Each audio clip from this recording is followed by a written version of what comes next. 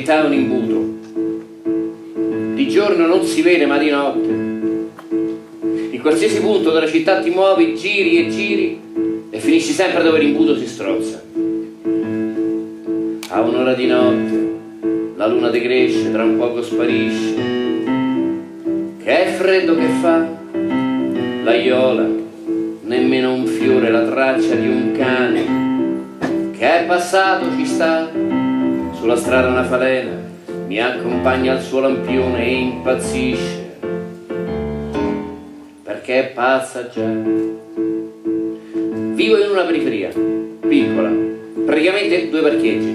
Il parcheggio del supermercato e il parcheggio del grande magazzino dove lavorano i negri, i facchini, gli africani. In questa periferia è pieno di fantasmi che diventano persone in carne e ossa solamente quando finiscono sul giornale. La gatta traversa, un autobus passa di striscio e lei diventa leonessa sul marciapiede. Le impronte stampate di tutti i passanti passati e di chi passerà. Gatta che non cerca un amore, bocca chiusa, occhi aperti, conosce per nome e cognome ogni rumore. Lontano e vicino, vicino, lontano, lontano e vicino, vicino, lontano, lontano e vicino.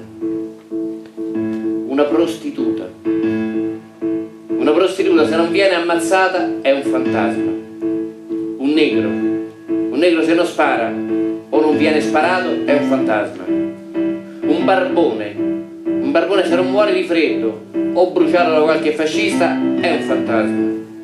Tra questi 2 parcheggi è pieno di fantasmi che conosco. Un barbone africano che dorme vicino ai cassonetti della monnezza e si lava la fontanella. E poi una barbona italiana che non chiede l'elemosina e vive in una casa di plastica. La cassiera del supermercato. Poi ci sta la vecchia che ha letto una montagna di libri e la vecchia prostituta che non ha letto mai. Poi ci sta una donna con la testa impicciata, ma veramente impicciata. E poi i facchini negri africani che entrano e escono dal parcheggio che sta dietro al supermercato per andare a lavorare nel grande magazzino. E poi un facchino italiano che parla sempre del figlio morto. Il giorno ai macellai, la notte agli assassini, il tramonto agli innamorati e l'alba è dei disperati. Tric e trac, tric e trac. A un'ora di notte il buio che scalza sputa e bestemmie, mi riempie le tasche, io pigro e piegato avanzo sconfitto a cazzotti col vento, ambasciatore di segrete burrasche. Se vedo il traguardo ti aspetto, rallento, sto fermo in disparte, mi superi e piango. Stasera parleremo di 2 o 3, forse 4 fra i fantasmi che vivono tra questi 2 parcheggi. A un'ora di notte chi si lamenta è perduto, soffiami in testa così che mi spengo. Il giorno ai macellai, la notte agli assassini, il tramonto agli innamorati e l'alba è dei disperati.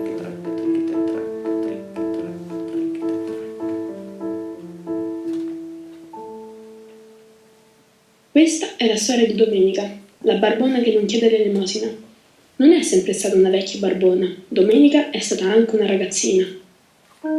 Domenica ragazzina, c'ha 8 anni, Domenica va a scuola. Quando non va a scuola il padre la mena. Quando va a scuola la mena lo zingaro di 8 anni, che fuma. Allora i grandi dicono non fumare. Il padre, per esempio, il padre di Domenica dice non fumare, però poi il padre fuma. Pure la maestra dice non fumate. Il fumo fa male, il fumo uccide, dice la maestra. Però suona la campanella, la maestra va fuori e fuma. I grandi dicono non fumare, però fumano. Lo zingaro di 8 anni fuma e non rompe il cazzo a nessuno. Così Domenica sta con lo zingaro di 8 anni che fuma e non va a scuola. Però poi dopo deve tornare a scuola. Allora per tornare a scuola le serve la giustificazione. Lo zingaro dice te la faccio io la giustificazione, so fare tutto, per quello non vado a scuola. E gliela fa. E lei la porta alla maestra. E la maestra dice che c'è scritto qua? Sono tutti sgorbi, sembra mucche di mosche schiacciare su un pezzo di carta. E il padre la mena.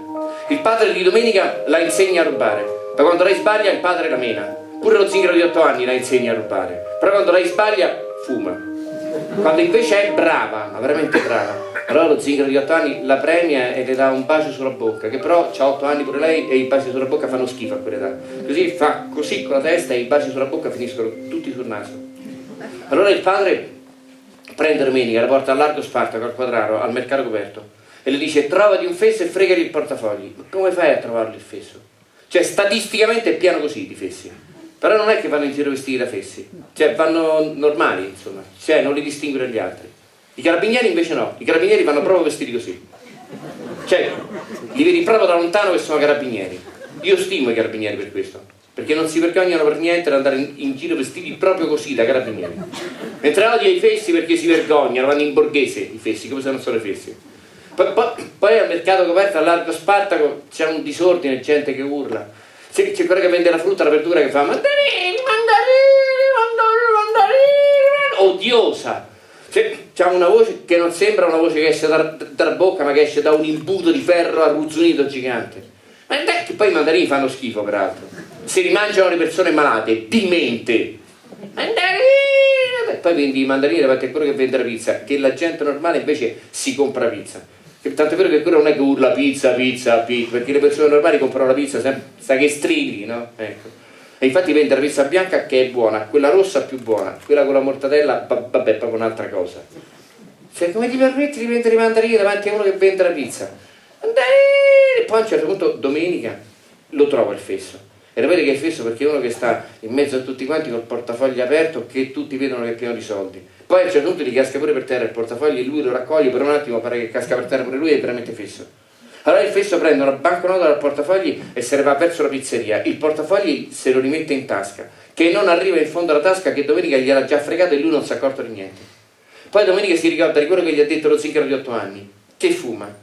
Gli ha detto: se rubi per te rubi una volta, ma se rubi per tuo padre devi rubare 2 volte, al fesso e a tuo padre. Così Domenica prende i soldi del portafoglio, un po' se li mette in tasca, un po' nelle mutande. Il portafoglio vuoto glielo rimette in tasca al fesso e non si è accorto di niente. Così Domenica rimane lì, è curioso di sapere che pizza si compra. E si compra la pizza bianca, che lo vedi che è veramente fesso. Se gente così si merita che gli freghi i soldi. Gente così meriterebbe di mangiare mandarini per tutta la vita. Domenica allora va dal padre e gli mette i soldi in mano, solo quelli che c'è in tasca, non quelli che c'ha nelle mutande. Li mette in mano e il padre fa: ma che sto fesso c'aveva i soldi sparsi in saccoccia, non ce l'aveva in portafogli? Sì che ce l'aveva, dice Domenica, però gliel'ho svuotato e gliel'ho rimesso in tasca, tanto che ci facciamo col portafoglio vuoto? Così magari quello è veramente fesso e pensa che i soldi se li è persi, non fa la denuncia, non vengono le guardie e noi continuiamo a rubare. Il padre va, sorride e le fa una carezza, ed è la prima volta che le fa una carezza, e dice pure brava, ed è la prima volta pure per questo, brava. E poi aggiunge pure: vuoi che ti faccia un regalo? Lo vuoi un premio? E Domenica risponde: sì, voglio la pizza con la mortadella. Ed è contenta 3 volte, perché ha fregato il fesso, ha fregato il padre e si mangia la pizza.